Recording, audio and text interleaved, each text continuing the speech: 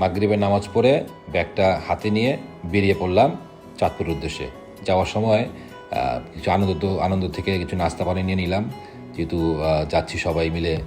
তারপরে একটা রিক্সা ভাড়া করলাম, রিক্সা ভাড়া করে রিক্সাওয়ালা আমার টুংটাং করে আমাদের নিয়ে খুলে গেল সদরঘাটে। সদরঘাটে নামার পর দেখলাম বন্ধুরা সব দাঁড়িয়ে আছে, এমনভাবে দাঁড়িয়ে আছে যেন মনে হচ্ছে ওরা এই লঞ্চটা পুরোপুরি কিনে ফেলেছে।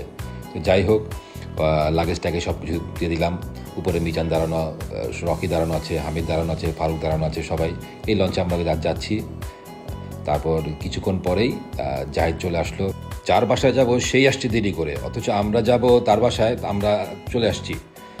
তো যাই হোক, আমরা সবাই বন্ধুরা মিলে আমরা ক্যাবিনে চলে এলাম। তো এই হচ্ছে আমাদের ক্যাবিনটা, আপনাদের সাথে শেয়ার করি।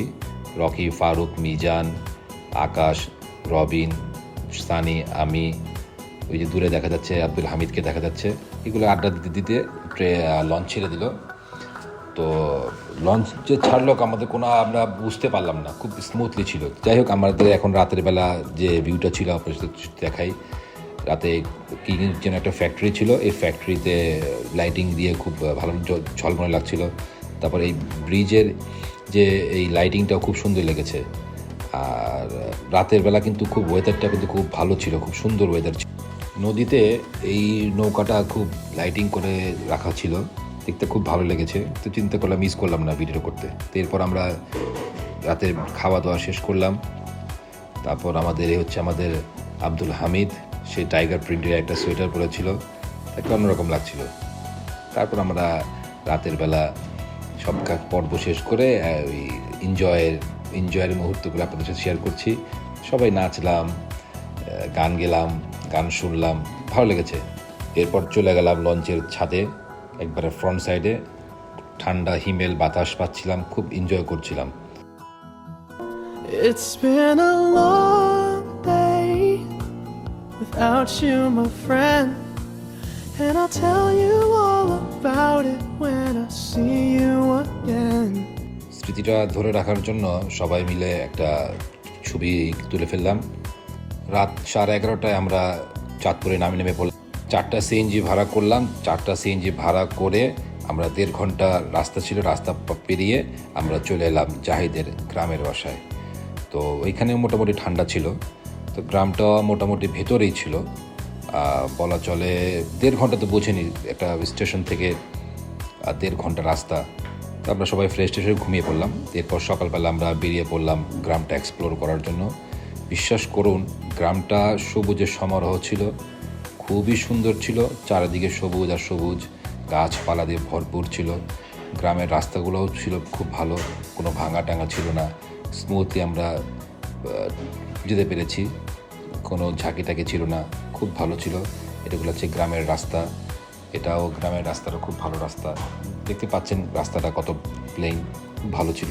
আরেকটা জিনিস বলে দিই, এখানে কিন্তু আপনার নারিকেল এবং সুপারির জন্য বিখ্যাত। এখানে নারিকেল এবং সুপারি পাওয়া যায় ভালো। এই যে গ্রামের রাস্তা, গ্রামের বড় একটা পুকুর। এরপর আমাদের মামার তো প্রচুর ক্ষুধা, মামার আর ক্ষুধা সহ্য হচ্ছে না, মামা নিজেই নেমে পড়লো প্লেট নিয়ে। নাস্তার পর্ব শেষ করে আমরা নদী ভ্রমণে বেরিয়ে গেলাম। বড় একটা ট্রলার আমরা ভাড়া করলাম, সব বন্ধুরা আমরা সবাই একসাথে বসলাম। তারপর আমরা ওইখান থেকে প্রায় আধা ঘন্টার একটা রাস্তা ছিল। এরপর আমরা গেলাম একটা দ্বীপে।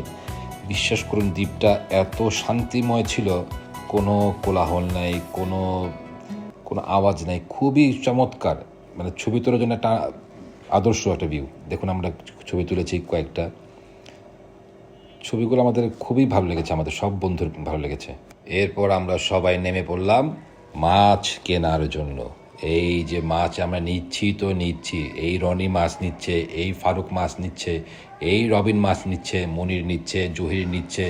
মানে কি যে অবস্থা আমাদের ডাকাডাকিতে। মানে আমরা যে মাছটা নেব, আমাদের কাছ থেকে কোনো ওইখানকার যে ব্যাপারীরা, তারাও আমাদের কাছ থেকে মাছ, মানে আমাদের জন্য মাছ নিতে পারছে না। এই অবস্থা, যে যা দাম বলছে, আমরা আপনার 50 টাকা 100 টাকা বাড়ায় আমরা মাছ নিচ্ছি। মানে এটা বড় বিষয় না। যে আমরা বড় বিষয়টা হচ্ছে যে আমরা এখানে একটা টাটকা মাছ পাচ্ছি, নিজের চোখে দেখে নিচ্ছি, এটাই। তারপর এখান থেকে মাছ টাছ কেনার পর আমরা চলে এলাম বাসায়। তো আমাদের জন্য মতি মিয়া আমাদের জন্য ডাব কাটছে সবার জন্য। আর এখানে দেখেন মিজান নাক ডুবিয়ে খাচ্ছে, রনি নাক ডুবিয়ে খাচ্ছে। দুপুরে খাবার পর্ব শেষ করে পাশেই ছিল জমি, খেতে জমিগুলো ছিল। ওইখানে গাছের তলে গিয়ে আমরা অনেকক্ষণ বসেছি, প্রায় 2 ঘন্টা 2.5 ঘন্টার মতো আমরা ওখানে বসেছিলাম। খুব স্নিগ্ধ বাতাস ছিল, অনেক কথা বললাম, সব বন্ধুরা মিলে হাসি ঠাট্টা করলাম। ভালোই সময় কেটেছে আমাদের এই সময়টা, আমাদের একটা স্মরণীয় সময় হয়ে থাকবে এই সময়টা। তারপর সন্ধ্যায় আমরা গেলাম এই রেস্টুরেন্টে গিয়ে আমরা গান শুনলাম, খুব ভালো সময় কেটেছে আমাদের এই সময়টা। মানে আড্ডা দিয়েছি, কথা বলেছি, ভালো সময় কেটেছে। বাড়ির পাশে জাহিদের নিজস্ব পুকুর, এই পুকুরে হঠাৎ বললো যে ভাই খাবার দেন।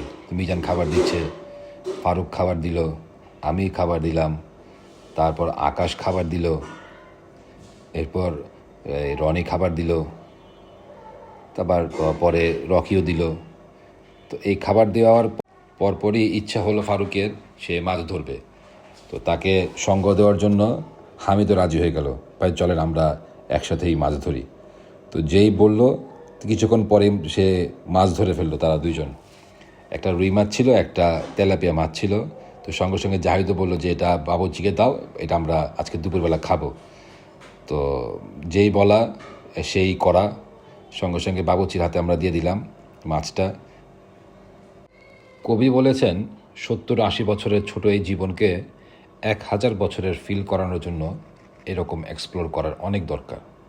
সো ছুটির দিনে বাসায় বসে স্ক্রল না করে বেরিয়ে পড়ো এবং জীবনকে উপভোগ করো। কিছু টাকা আলাদা করে জমিয়ে বন্ধুদের নিয়ে ঘুরতে বেরিয়ে পড়ো। বন্ধুদের নিয়ে যদি এখন না ঘুরো তাহলে ঘুরবে কখন? যখন পায়ে ব্যথা, কোমরে ব্যথা, তখন ঘুরবে। কিছু বন্ধু আছে বাহানা বানাবে না যাবার, ওরা বাহানা বানাক না, তুমি না হয় একা বেরিয়ে পড়ো। জীবনের আয়ুটা তো কয়েকটা বছর, সুন্দর এই জীবনটাকে যদি উপভোগ না করো তাহলে কী বা করলে জীবনে? আমাদের জন্য দোয়া করবেন, আমাদের বন্ধুত্বের জন্য দোয়া করবেন। আসসালামু আলাইকুম ওয়া রাহমাতুল্লাহ।